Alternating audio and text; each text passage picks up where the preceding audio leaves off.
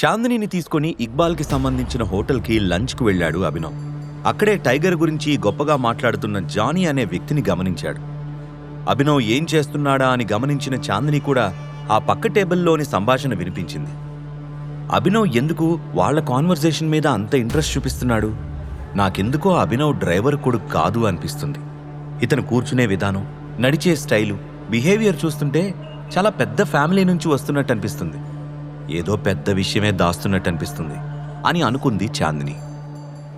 Johnny బిగ్గరగా మాట్లాడుతూ, tiger అంటే మాఫియా డాన్ మాత్రమే కాదు, అదొక బ్రాండ్. ఇండియాకి కాదు, మొత్తం ప్రపంచానికే బ్రాండ్. ఇక్బాల్ కాదు, వాడు బాబు వచ్చినా కూడా టైగర్ ముందు నిలబడలేడు అని గర్వంగా చెప్పాడు. పక్కనే ఉన్న అతని ఫ్రెండ్ గబుక్కను లేచి జానీ నోటిని మూసి, రేయ్ ఆపరా బాబు, నీకు టైగర్ పైన ఉన్న ప్రేమ ఏంటో అర్థమవుతుంది, కానీ ఆ వ్యక్తి గురించి మాట్లాడడానికి ఇది కరెక్ట్ ప్లేస్ కాదు. ఇక్కడ కూర్చొని శత్రువుని పొగిడితే మనం శత్రువులుగా మిగిలిపోతాం, జాగ్రత్త అని హెచ్చరించాడు.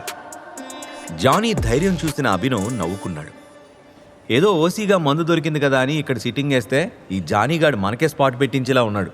వీడి పిచ్చివాగుడు ఎవ్వరూ వెనకముందే ఇక్కడి నుంచి వెళ్ళిపోవడం మంచిది అని గుసగుసగా అన్నాడు ఇంకొక ఫ్రెండ్. నిజంరా బాబు అంటూ పైకి లేవడమే కాకుండా, రేయ్ పదరా అని జానీని కూడా లేపాడు. వాళ్ళు వెళ్ళిపోతున్నారు అని అర్థం చేసుకున్న అభినవ్ రిలాక్స్డ్గా ఫీల్ అవుతూ క్యాజువల్గా చుట్టూ చూశాడు.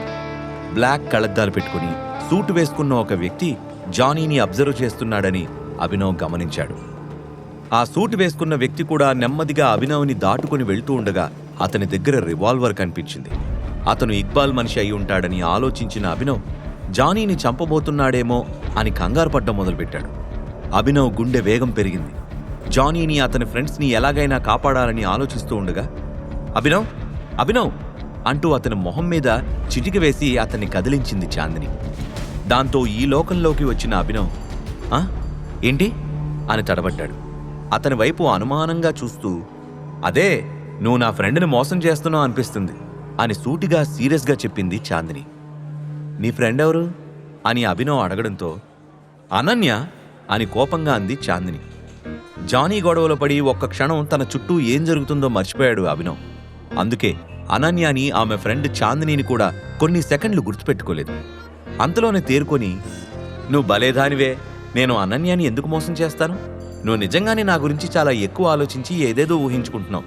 నాకంత సీన్ లేదు, నమ్ము అన్నాడు అభినవ్. చాందిని అప్పటికి కూడా కన్విన్స్ కాలేదు. అభినవ్కి ఇంకా అక్కడ ఉండాలనిపించలేదు. అందుకే, సరే చాందిని, నేను ఇప్పుడు వెళ్ళాలి, నాకు ఒక ఇంపార్టెంట్ మీటింగ్ ఉంది, ఆ తర్వాత ఇంటికి కూడా వెళ్ళాలి. అనన్య గురించి నీకు తెలుసు కదా, లేట్ అయితే నన్ను చంపేస్తుంది, తనకు కూడా నీలాగే అనుమానం వచ్చిందనుకో, అంతే ఇంకా అంటూ టాపిక్ని పూర్తిగా డైల్యూట్ చేసేశాడు అభినవ్. ఆ మాటలకి చాందిని పెద్దగా నవ్వుతూ, అసలు అనన్యకి నువ్వంటే ఇష్టం లేదు కదా, నీ గురించి ఎందుకు ఆలోచిస్తుంది అని కౌంటర్ ఇచ్చింది. అమ్మో, ఈ పిల్ల తెలివితేటల్లో అనన్యకి ఏమాత్రం తీసిపోదు అనుకున్న అభినవ్, నువ్వనుకున్నది కూడా కరెక్టే, కానీ మన ట్రీట్ సంగతి ఇంకో రోజు ఎప్పుడైనా చూసుకుందాం, ఇప్పుడు నిన్ను ఇంటి దగ్గర దింపమంటావా అని అభినవ్ తొందర పెట్టడంతో చాందిని గట్టిగా నిట్టూర్చి సరే అని తలూపింది. మెల్లిగా పార్కింగ్ ఏరియాకి నడుచుకుంటూ వస్తున్న అభినవ్కి జానీతో పాటు అతని ఫ్రెండ్స్ కంగారుగా పరిగెత్తడం గమనించాడు. అయ్యో, అటాక్ మొదలైందనుకుంటా, వాళ్ళని ఎలాగైనా కాపాడాలి, ఈ పిల్ల ఇల్లెక్కడో ఏంటో, ఏం చేయాలబ్బా అని అనుకున్నాడు. కార్ డోర్ తెరిచి చాందిని లోపల కూర్చుంటూ, నన్ను మా ఇంటి దగ్గర దింపాల్సిన అవసరం లేదు, కానీ మెయిన్ రోడ్ దగ్గర దింపేసేయి, నాకు వేరే పనుంది, అది చూసుకుని ఇంటికెళ్తాను అని చెప్పింది. అమ్మయ్యా అనుకుంటూ ఫాస్ట్గా కార్ రివర్స్ చేసి 2 నిమిషాల్లో మెయిన్ రోడ్ ఎక్కి ఆమె అడిగిన చోట దింపాడు. కారు దిగాక, అడగ్గానే నాతో ట్రీట్కి వచ్చినందుకు థ్యాంక్స్, ఏమాత్రం అడ్వాంటేజ్ తీసుకోకుండా నన్ను రౌడీల బారి నుంచి కాపాడినందుకు కూడా థ్యాంక్స్, మళ్ళీ వీలున్నప్పుడు కలుద్దాం అని చెప్పింది చాందిని. ఆ క్షణం వరకు చాందిని మీద కోపం ఉన్నా ఆ తర్వాత అభినవ్కి ఆమె మీద కొంచెం పాజిటివ్ ఫీలింగ్ కలిగింది. ఆమె కనుక ఒత్తిడి చేయకపోతే అక్రమ్ దగ్గరికెళ్ళి విఐపి కార్డు తీసుకునేవాడు కాదు, టైగర్ గురించి ప్రౌడ్గా మాట్లాడే జానీని చూసేవాడు కాదు. అప్పటి వరకు బాలరాజ్ కానీ అక్రమ్ కానీ టైగర్ని పొగిడిన వారే. వాళ్లకి టైగర్తో కనెక్షన్ ఉంది కాబట్టి అలా చేశారు. ఏ కనెక్షన్ లేని జానీ గర్వంగా టైగర్ని పొగడ్డంతో ఎందుకో స్పెషల్గా ఫీల్ అయ్యాడు అభినవ్. బాయ్ అభినవ్ అని చాందిని చెప్తూ ఉండగానే అతడు కూడా బాయ్ చెప్పి యూటర్న్ తీసుకోవడానికి ట్రై చేశాడు. కానీ అది కుదరకపోవడంతో రివర్స్ గేర్లో కార్ని వెనక్కి నడిపారు. ఆ ప్రయత్నంగానే అలా చేసిన అభినవ్కి రెగ్యులర్గా తన తండ్రి కార్ని రివర్స్ గేర్లో నడపడం ఎందుకు ప్రాక్టీస్ చేసేవాడో అర్థమైంది. రోడ్డుపైన హెవీ ట్రాఫిక్ని కూడా లెక్క చేయకుండా జానీని కాపాడాలని ఫాస్ట్గా దూసుకెళ్లాడు అభినవ్. అతడి స్పీడ్ని చూసి మిగిలిన డ్రైవర్లకు కూడా భయం వేసింది. అభినవ్ అలా డేంజరస్గా కారు నడుపుతున్న టైంలో వేగంగా మరొక కారు వచ్చింది. దాంతో వెంటనే పక్కకి కట్ చేసి కార్ని సగానికి తిప్పాడు అభినవ్. అది చూసి సడన్ బ్రేక్ వేసిన డ్రైవర్, "ఏయ్, నీకేమో పిచ్చి పట్టిందా? బతుకుపైన ఆశలేదా?" అని కోపంగా అరిచాడు. కానీ అభినవ్ అతన్ని పట్టించుకోకుండా వేగంగా కారుని డ్రైవ్ చేసుకుంటూ వెళ్ళిపోయాడు. కొంత దూరంలో మసక చీకటిలో కొంతమంది మనుషులు జానీని అతని ఫ్రెండ్స్ని రౌండప్ చేసి కొడుతున్నట్టు కనిపించడంతో కార్ని సడన్ బ్రేక్ వేసి ఆపేసి వెంటనే డోర్ ఓపెన్ చేసి బయటికి జంప్ చేశాడు అభినవ్. సడన్ గా కారు దూసుకురావడంతో జానీ వాళ్లని కొడుతున్న మనుషులకి ఏమీ అర్థం కాలేదు. అభినవ్ వేగంగా పరిగెడుతూ, "ఆపండి, వాళ్ళు వదిలేండి" అని హెచ్చరించాడు. ఆ అరుపు ఎక్కడి నుంచొచ్చిందా అని వాళ్ళందరూ ఆగి అభినవ్ వైపు చూశారు. "ఎవడ్రా నువ్వు?" అని పొగరగా అడిగాడు వాళ్లలో ఒకడు. వాడే ఆ గ్యాంగ్ లీడర్ అని అభినవ్కి అర్థమైంది. "నేనెవరనే నిజం చెప్తే నువ్వు తట్టుకోలేవు" అని సీరియస్గా చెప్పాడు అభినవ్.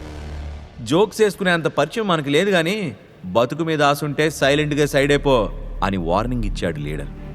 "నన్ను బెదిరించే మొగాడు ఈ భూమి మీద పుట్టినట్టు నాకింకా ఇన్ఫర్మేషన్ రాలేదు గాని ఎక్కువగా వాగి ప్రాణం మీదకి తెచ్చుకోకు" అని ఎగతాళి చేశాడు అభినవ్. "రేయ్, నీతో ఆర్గ్యూ చేసే టైం లేదు, మర్యాదగా ఇక్కడి నుంచి వెళ్ళకపోతే వీళ్లతో పాటు నీకు కూడా సమాధి కడతాను" అని బెదిరించాడు ఆ రౌడీ గ్యాంగ్ లీడర్. అభినవ్ ఏమాత్రం చలించకుండా ఆ రౌడీలందర్నీ లెక్కగట్టి, "మీరు మొత్తం 20 మంది ఉన్నారు. నాకు తెలిసి మీ బాస్ మీకు ఇన్సూరెన్స్లు కూడా తీసుకున్నాడు. పేమెంట్ అయినా సరిగ్గా ఇస్తాడా లేదా" అని త్వరకంటించాడు. అభినవ్ మాటలకి పళ్ళు కొరుకుతూ రాడ్ తీసుకొని అతని మీదకి దూకాడు ఒక రౌడీ. ఒక చేత్తో రాడ్ని పట్టుకుని వాడి కడుపులో తన్నాడు అభినవ్. వాడు దూరంగా ఎగిరిపడి రక్తం కక్కుకున్నాడు. దాంతో అభినవ్ వైపు చూసి కోపంగా ఊగిపోతూ, "వేసేయండ్రా, ఇక్కడి నుండి వాడు ప్రాణాలతో పోవడానికి వీల్లేదో" అని ఇంకో రౌడీ గట్టిగా అరవడంతో అందరూ ఒకేసారి విరుచుకుపడ్డారు. చాలా క్విక్గా యాక్షన్ మొదలుపెట్టాడు అభినవ్. ఒక రౌడీ మెడ పట్టుకుని పక్కనే ఉన్న గోడకేసి కొట్టాడు. ఆ వెంటనే మరొకడు కడుపులో మోకాలతో తన్ని మెడను వెనక్కి విరిచేశాడు. ఇంకొకడిని పైకెత్తి గిర్రున తిప్పి దూరంగా విసిరేశాడు. ఆ గ్యాంగ్ లీడర్ మొహం మీద పంచుల వర్షం కురిపించి నేల మీద పడేశాడు. జస్ట్ 5 నిమిషాల్లో గ్రౌండ్ క్లియర్ చేసి 20 మంది కోలుకోలేని దెబ్బలు కొట్టాడు అభినవ్. ఇవాళ తనకు భూమి మీద ఆఖరి రోజు అని భావించిన జానీ సడన్ గా దేవుళ్లా ప్రత్యక్షమైన అభినవ్ వైపు ఆశ్చర్యంగా చూశాడు. ఒకే వ్యక్తి ఇంతమందిని ఎదిరించడం అతనెప్పుడూ చూడలేదు. మరోవైపు ప్రాణం పోయేంత నొప్పితో మూలుగుతూ నేల మీద దొర్లుతున్న గ్యాంగ్ లీడర్, "ఏయ్, ఎవరు నువ్వు? నీకేం కావాలి? అసలు ఇక్కడికి ఎందుకు వచ్చావు?" అని భయంతో అడిగాడు. అతడి కళ్ళలోకి సూటిగా చూస్తూ ఏదో చెప్పబోయాడు అభినవ్. కానీ అతని ఆన్సర్ వినకుండానే స్పృహ తప్పి నేలపైన పడిపోయాడు లీడర్. అది చూసి చిన్నగా నవ్విన అభినవ్ జానీ దగ్గరికి వెళ్ళాడు. అతని పెదవి చిట్లి రక్తం వస్తుంది. దాంతోపాటు కన్ను బాగా వాచిపోయింది. చినిగిపోయిన బట్టలతో అతడి పరిస్థితి దారుణంగా ఉంది. అభినవ్ సరైన టైంలో అక్కడికి చేరుకుని ఉండకపోతే అతడి ప్రాణాలు పోయుండేవి. రౌడీలు కొట్టిన దెబ్బల వల్ల అతని ఫ్రెండ్స్ అప్పటికే అపస్మారక స్థితిలో ఉన్నారు. "ఎలా ఉన్నావు?" అని అభినవ్ అడుగుతుంటే, "ఎవరు మీరు? మా ప్రాణాలు ఎందుకు కాపాడారు?" అని తడబడుతూ అడిగాడు జానీ. అభినవ్ అతడి వైపు ఒక్క క్షణం చూసి, "నేనెవరో చెప్తాను కానీ నువ్వు ఎవరికీ చెప్పనని మాటివ్వాలి" అనటంతో సరే అని తలూపాడు జానీ. "నేనే టైగర్ని" అని నెమ్మదిగా జానీ చెవిలో చెప్పాడు అభినవ్. ఆ మాట వినగానే జానీ కళ్ళు ఆశ్చర్యంతో పెద్దవయ్యాయి. తాను చూస్తున్నది కలో నిజమో అర్థం కాలేదు. "ఈ విషయం ఎవరికీ చెప్పకు, మళ్ళీ కలుద్దాం" అని చెప్పి అక్కడి నుండి కారెక్కి వెళ్ళిపోయాడు అభినవ్. వెళ్తున్న కారు వైపు రెప్ప వేయకుండా చూస్తూ ఉండిపోయాడు జానీ. జాబు తెచ్చుకొని మళ్లీ కలుస్తా అని షర్మిలతో ఛాలెంజ్ చేయడంతో ఆ విషయం చెప్పడానికి అనన్య వాళ్ళింటికి చేరుకున్నాడు అభినవ్. కాకపోతే ఆ రోజంతా బ్యాంక్ దగ్గర ఒక గొడవ, తర్వాత మిర్చి బజ్జీ బండి దగ్గర ఇంకో చిన్న ఫైటు, మళ్లీ జానీని సేవ్ చేసేందుకు ఒక ఫైటు, మధ్యలో కార్ రేసింగ్తో పాటు చాందినీని ఓపిగ్గా భరించడం, ఇలా చాలా విషయాలు జరగడంతో అభినవ్ ఫిజికల్గానే కాకుండా మెంటల్గా కూడా అలసిపోయాడు. 20 మందితో ఫస్ట్ టైం ఫైట్ చేయడం వల్ల అతడి కాళ్ళు చేతులు నొప్పిగా ఉన్నాయి. కార్ పార్క్ చేసి గట్టిగా ఒళ్ళు విరుచుకొని లోపలికెళ్ళాడు. లివింగ్ రూమ్ సోఫాలో కూర్చున్న అనన్య ఫ్యామిలీ మెంబర్స్ సీరియస్గా దేని గురించో డిస్కస్ చేయడం కనిపించింది. వాళ్ళందరిలోనూ కంగారుని గమనించాడు అభినవ్. రాజీవ్ మాట్లాడుతూ, ఇప్పుడు ఏం చేయాలని నాకు కూడా అర్థం కావట్లేదు. ఈ విషయం గురించి అక్రమ్ సార్తో మాట్లాడమని గౌరవ్ని రిక్వెస్ట్ చేయడం మంచిది, లేకపోతే మనం కూడా డేంజర్లో పడతాం అన్నాడు. కింగ్ కార్పొరేషన్ హెల్ప్ తీసుకోకపోతే కష్టం. ఫాక్స్ గ్రీన్ హోల్డింగ్స్ నుంచి కూడా మనకు సపోర్ట్ అవసరం అని బాధగా అంటోంది షర్మిల. ఆమె సలహా నచ్చని అనన్య, ఏం మాట్లాడుతున్నావమ్మా? ఈ 2 కంపెనీలు టైగర్ గ్యాంగ్కి సంబంధించినవి. మనలాంటి వాళ్ళు టైగర్ని నేరుగా వెళ్లి కలవడం కుదరదు.